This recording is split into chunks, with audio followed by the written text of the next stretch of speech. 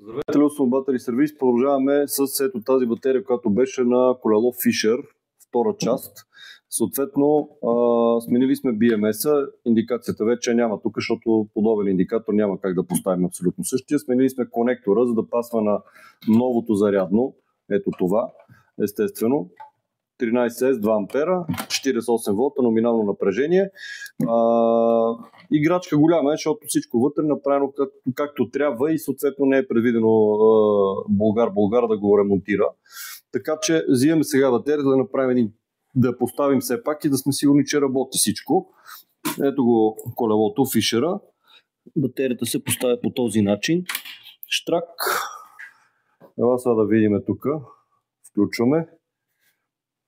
Така, опа, секунда, батерия индикира всичко окей, чай само да взиме фара, така и дисплея, това е. Сега ще направим едно леко тест драйвче, макар че са меки гумите. Айде, правим тест драйв на Fisher. Чакай малко. Така, чакай само да дигнем на трето ниво на асистенция. Много добре дърп. Идеално. Така, обръщаме. Ще да свалим предавките малко.